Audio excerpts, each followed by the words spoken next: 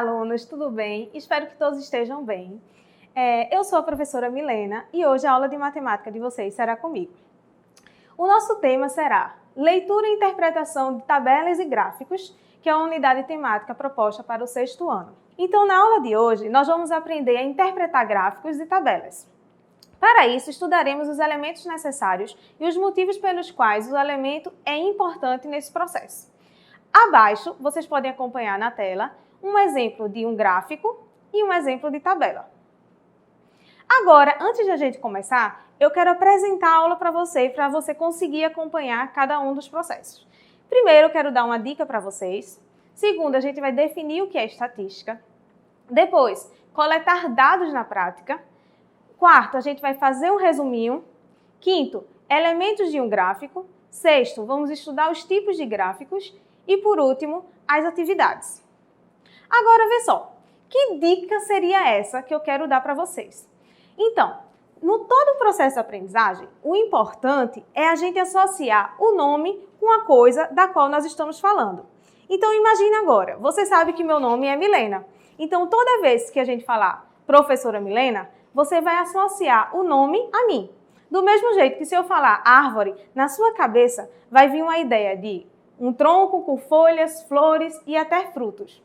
Então, na matemática, é a mesma coisa. É sempre importante você estar associando o nome que a gente vai definir com a coisa que ele representa, certo? Então, até quando você pensa em matemática, vem a ideia de números, de operações e etc. Beleza? Então, sempre associar nome com aquilo que a gente está falando. Então, a gente pode enxergar aqui que quando o nosso bonequinho pensa na palavra gráfico, a ideia que vem na cabeça dele vem um jornal, vem uma imagem com informações, revistas e etc. Então, nós estamos diariamente em contato com esse tipo de informação. Vamos acompanhar agora o que é estatística, afinal. A gente pode ver que, na definição do dicionário, estatística é o ramo da matemática que trata coleta, análise de informações e interpretações dessas informações. Então, a gente, no final das contas, a gente vai trabalhar a estatística exatamente isso. Toda vez que a gente pensar na palavra estatística, nós vamos estar tratando de informações com relação aos dados coletados, beleza? Então, lembra disso, lembra da dica. Toda vez que eu falar uma palavra, associe aquilo que ela significa. No próximo, a gente vai fazer isso na prática. Vamos coletar uns dados comigo, beleza? Então, aqui um exemplo. A professora Milena estava interessada em saber como os alunos do 6º ano se saíram na prova de matemática. E ela lembrou de algumas anotações que ela tinha feito. Então, vamos ver essas anotações. Ela coletou os dados, que foram os alunos, e cada aluno ela associou a nota que ele tirou. Então, ela está montando quase que uma ideia de uma tabela aí, como você pode acompanhar na sua tela. Agora, vamos organizar essas notas, porque, afinal, alguns alunos tiraram a mesma nota que o outro colega. Então, por exemplo, temos nota de Douglas, Bruno e etc. E essas notas a gente está organizando em ordem crescente, beleza? Então, vamos elaborar uma tabela mais organizada. O que quer dizer essa tabela? Temos a nota 1, nota 3, 4, 5 e até 10. Agora, cada aluno, como você pode perceber aqui na telinha, a gente associou agora a quantidade de alunos com aquela nota. Então, por exemplo, temos que um aluno tirou 1, 3 alunos tirou 3, 2 alunos tirou a nota 4, e, por exemplo, 3 alunos tirou a nota 9 e etc. Essa elaboração da tabela, a gente está associando o número, a quantidade de alunos com a nota que ele tirou, beleza? Você pode perceber que da tabela anterior, como essa daqui, ela fez manual. E já nessa próxima tabela, ela fez o uso do Excel para ajudar a organizar o processo de dados dela. Você perceba que toda essa quantidade de alunos é uma população estatística, ou seja, são todos os alunos que ela está trabalhando para coletar aqueles dados. Agora vamos construir um gráfico a respeito disso. O que é que a gente tem? Por exemplo, você pode ver que nesse gráfico a gente nomeou como notas da turma e temos dois eixos nesse gráfico. O eixo com as notas e o eixo com a quantidade dos alunos que tiraram aquela nota. Então, na primeira barrinha, você pode ver aqui, que a gente vai chamar depois de coluna, a gente tem que na nota 1 tivemos um aluno, que é dado pela altura dessa coluninha. Temos que na nota 3 foram 3 alunos. Então, perceba que quantos alunos tiraram a nota 6? Basta você ver a altura dessa barra, dessa coluna, e associar no eixo que está vertical, ou seja, o eixo que está em pé, tá? Você tem que lembrar, vertical é o eixo que está em pé, horizontal, lembra de horizonte, é o eixo que está deitado. Agora, vamos ver uma versão feita no Excel, que é um excelente aplicativo, software, que nos ajuda a construção dessas tabelas. Então, naquela primeira tabela que a gente fez no Excel, a gente, na verdade, selecionou todos aqueles dados e pediu para que ele elaborasse essa tabela para a gente automaticamente. Então, vamos fazer um resuminho sobre esse caso que nós acabamos de tratar. Olha, quando eu falei de população estatística, você pode acompanhar aí na tela que são o conjunto dos elementos que se pretende pesquisar. No nosso caso, a gente estudou os 20 alunos da turma do 6º ano. Então, ele representa para a gente a população estatística. Observe que a população estatística não é necessariamente só pessoas, certo? Grupo de pessoas. Podem ser grupos de animais, de objetos e etc. Se liga nisso. Outra coisa que a gente estudou é sobre a variável. Quando eu tratei sobre esse levantamento de dados com os alunos do 6º ano, eu estava interessada em saber sobre as notas deles. Então, isso a gente vai chamar de variável, ou seja, é a característica observada nessa população. Essa variável, a gente vai ver que temos duas vertentes, a variável quantitativa e a variável qualitativa. E, por último, a gente viu também que, nesse estudo, vemos a frequência absoluta. O que significa frequência absoluta? É o número de vezes que uma determinada variável assume um valor. Nossa, Milena, que complicado, o que seria isso? Veja só no nosso exemplo. Aqui no nosso exemplo, o que a gente viu? Que um aluno tirou a nota 1, 2 alunos tiraram a nota 4, um aluno tirou 10. Então, isso aí é a nossa frequência absoluta, é a quantidade de alunos que tiraram uma determinada nota. Então, aqui no nosso resuminho é exatamente isso que ele está dizendo. Vai ser o número de alunos para cada nota. Então, exemplo, eu vi que 5 alunos tiraram a nota 6. Não esquece disso, ó. Isso aí é o chamado frequência absoluta. Agora a gente vai ver a diferença entre as variáveis quantitativas e qualitativas. Vamos acompanhar aqui na telinha. Variável quantitativa e variável qualitativa se diferem por uma é aquilo que pode ser medido. Qual é o que dá a ideia de medir? Quantidade. Então você vai lembrar, olha, variável quantitativa é aquilo que eu posso medir. Me lembra uma quantidade. Por exemplo, eu poderia agora pegar esses mesmos alunos ou um outro grupo e medir a altura dos alunos dessa turma, a idade, a nota, tudo isso é um número, então é uma quantidade. Já na variável qualitativa, eu estou interessada em estudar nessa população estatística, ou seja, nesse grupo que eu estou pesquisando, a característica que não pode ser medida, ou seja, é um atributo, certo? É às vezes um adjetivo que a gente pode dar aquilo ali. Então, cor dos olhos, tipos de cabelo, gênero, tudo isso não dá para ser medido, beleza? Então, vamos lembrar, quantitativa é o que eu posso medir, qualitativa não posso medir. Agora que a gente viu a diferença entre as variáveis quantitativas e qualitativas, eu quero sugerir para vocês que pesquisarem a subdivisão dessas variáveis, ou seja, eu quero que vocês pesquisem nessa qualitativa o que é ser nominal e ordinal e nessa quantitativa o que é ser discreta e contínua, beleza? Vamos agora exercitar se a gente aprendeu mesmo a diferença entre qualitativa e quantitativa.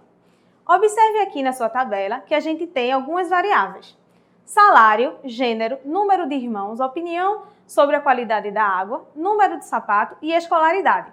A gente imagina que foi pega uma quantidade de pessoas, por exemplo, e fizemos essa pesquisa com elas.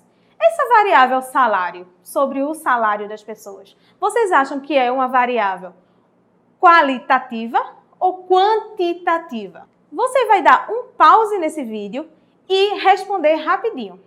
Depois você volta e percebe a resolução. Vamos lá. Salário. A gente está associado a um número que a gente pode medir. Então, é uma variável quantitativa. Gênero. É uma descrição daquele elemento que a gente está estudando. Então, é uma qualidade. Então, é uma qualitativa. Número de irmãos. Quantitativa. Opinião sobre a qualidade da água. Uma opinião da qualidade da água a gente não consegue medir. A gente consegue ver o quanto aquilo ali a gente está trabalhando, se foi boa ou se foi ruim. Então, aquilo ali é uma qualidade. Então, é uma variável qualitativa. Número do sapato. O número do sapato a gente consegue medir? Consegue. Então, a variável quantitativa. E a escolaridade, ensino fundamental, médio, superior, não dá para medir. Então, é uma variável qualitativa. Remete uma qualidade sobre aquilo que a gente está falando. Seguiremos agora para mais um exemplo.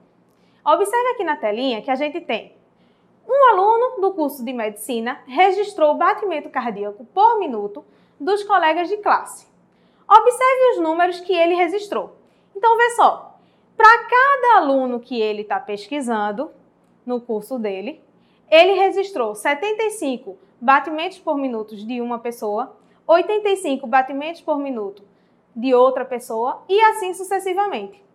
Nesse grupo de pessoas que ele pesquisou, você consegue perceber que tiveram pessoas diferentes com o mesmo batimento cardíaco? E quantas pessoas ele fez essa pesquisa? Basta a gente contar quantos batimentos cardíacos tem associado aqui abaixo. Então, você pode ver que temos 20. Se ele pegou 20 dados, a gente tem que a população estatística dele são 20 colegas que ele fez a pesquisa. Agora, vamos construir uma tabela mais organizada. Acompanhe aí na tua telinha. Esses números que eu acabei de falar sobre serem repetidos ou não, a gente vai contar. Então, por exemplo, o número 75, relacionado a batimentos cardíacos, ele teve uma frequência absoluta. Lembra do que é frequência absoluta? É aquela quantidade que apareceu em relação àquele elemento. Para 76 batimentos cardíacos, tivemos um único colega dele.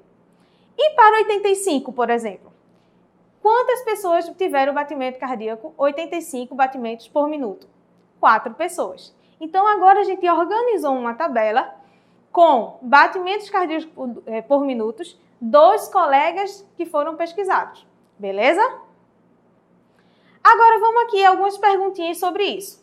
Quantos alunos participaram dessa pesquisa? Ou seja, essa amostra que ele pegou para pesquisar foram de quê? De 20 alunos. Basta a gente contar quantas frequências cardíacas ele pegou. Beleza? Qual foi o menor batimento por minuto apresentado? Quantos alunos apresentaram batimento superior a 79 batimentos por minuto? Qual o valor de cada batimento por minuto aparece com mais frequência? Então, vamos lá. Olhando para a tua tabela, a gente tem quantos alunos participaram da pesquisa? 20 alunos. Qual foi o menor batimento cardíaco apresentado? Olhando de novo para a tabela, 75. Foi o menor batimento que apareceu. Quantos alunos apresentaram batimentos superior a 79? Ora, 79 não entra nessa conta, beleza? Então, a gente vai contar quantas pessoas tiveram batimentos cardíacos de 80, 85, 88, 90 e 92. Então, contando essa frequência absoluta, nós temos que foram 11 alunos. E qual é o valor do batimento que aparece com maior frequência? Então, a gente volta na nossa tabela e vê o número de batimentos cardíacos que mais apareceu nessa pesquisa foi 85, ou seja, 4 colegas desse aluno de medicina apresentaram 85 batimentos cardíacos por minuto. Agora vamos estudar um pouco sobre os elementos de um gráfico. Não é à toa que toda vez quando a gente constrói um gráfico, a gente quer simplificar informações com tudo aquilo que a gente coletou. Então observa aqui, ó. Esse gráfico, a gente tem principais causas de conserto de telefone celular. Depois a gente tem umas barras, cada um com um motivo, e os números de conserto. Observa aqui, olhando na telinha, que você tem um título, tem números, tem a fonte e algumas vezes vai aparecer a legenda. Então veja o quanto é importante. Todo o nosso gráfico, ele vai apresentar um título bem sucinto e chamando a atenção sobre do que ele está tratando. Os números são óbvios que vão aparecer e a fonte é de onde aquele gráfico foi coletado, por qual pesquisador, por qual revista, por qual instituto, beleza? Essa fonte é absolutamente essencial para a gente ver a qualidade daquele gráfico, se ele é bom, uma boa pesquisa ou não. Aqui, por exemplo, você pode ver que a principal causa de conserto de celular é onde tem a maior barrinha, ou seja, tela quebrada. E a menor? Problemas com a bateria. Então, você percebe que a gente tem nos eixos as informações que a gente está tratando. Um eixo são as variáveis, que é o motivo pelo qual o celular está quebrado, e o outro eixo, o número de consertos relacionados àquilo ali. Vamos agora resumir o significado para a gente conseguir associar sempre o nome à coisa. Veja só, o título apresenta de forma instrutiva e atrativa o que a informação está presente no gráfico. Observa sempre, olha, te deram um gráfico, lê o título. Aquilo ali está quase que a informação principal do teu gráfico. A legenda são, na maioria, apresentadas em gráficos de multi-entradas, que a gente vai ver daqui a pouquinho. Ela vai separar as informações por blocos ou por desenhos, que aí vai te ajudar a interpretar melhor o teu gráfico. Já a fonte de pesquisa, como eu disse, é muito importante para dar confiabilidade do teu gráfico. E os números são essenciais para comparar e expor as informações geradas pelos esquemas, beleza? Então, sempre, como eu disse lá no início da aula, a dica é, associa sempre o nome à coisa, para toda vez quando eu for repetindo aquele nome, tu lembrar de que aquele nome significa aquilo. Agora a gente vai estudar os tipos de gráficos. Então, o nosso primeiro gráfico é o gráfico de colunas. Observe aí na tua telinha que ele possui o quê? Colunas. Essas colunas, elas vão identificar para a gente um número na sua base e um número na sua altura. Perceba que nos gráficos de colunas, essas bases, esses retângulos, ele tem base fixa, certo? E vai alterar essa altura de acordo com a informação gerada. Então, por exemplo, como a gente viu, esse gráfico tem título, ótimo, e o título dele é Número de usuários de celular no mundo. Então, em 2008, a gente viu que o número de usuários era de 2,3 bilhões de usuários. Nossa, Milena, como é que você sabe que esse número está em bilhões? Observa que nesse eixo vertical tem a informação do que a gente precisa. É o número de usuários em milhões. Então, eu não estou dizendo que são 2,3 pessoas. Não, aquela quantidade está em bilhão. Então, você também tem que ficar atento sobre essa informação que vai estar contida no teu gráfico. Em 2010, por exemplo, a gente tem que 2,7 bilhões de pessoas estavam usando celulares. Agora, em 2014, você percebe que de 2008 até 2014, esse número só faz crescer. Então, todas essas informações que a gente está interpretando no gráfico é observando realmente os números e comparando-os. Observa também que nesse gráfico tem a fonte. E esses dados foram obtidos, por exemplo, no site da Folha. Observa sempre isso, tá? O próximo gráfico é o gráfico de barras. O gráfico de barras é muito semelhante ao gráfico de colunas.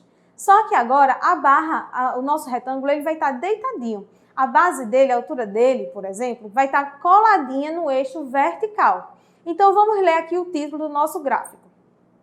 Principais causas de conserto de telefone celular. Foi um exemplo que a gente viu lá no início da aula. Então, a gente tem que um eixo está falando sobre o número de consertos e no eixo vertical está falando sobre as causas desse conserto.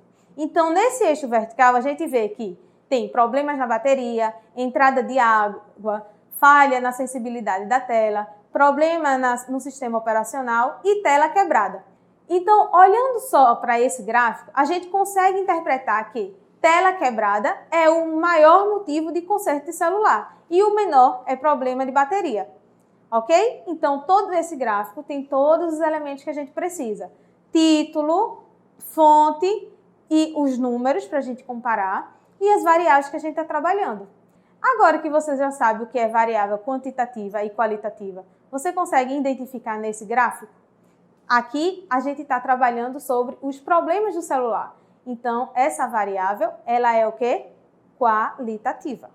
Agora, o nosso próximo gráfico é o gráfico de múltiplas entradas. Olha que interessante. Esse gráfico, por exemplo, é um gráfico que a cada informação, ele já te dá mais outra informação. Então, por exemplo, aqui ele apresenta a nossa legenda, que eu disse para vocês que iriam aparecer geralmente em gráficos de múltiplas entradas.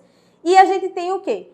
Uma coluna verde clara e uma coluna verde escura. Ou seja, ele está dando duas informações para cada entrada desse gráfico. Então, vamos ver qual é o título. Distribuição do percentual de estudantes no ensino superior. Aí ele separou em instituições públicas e instituições privadas.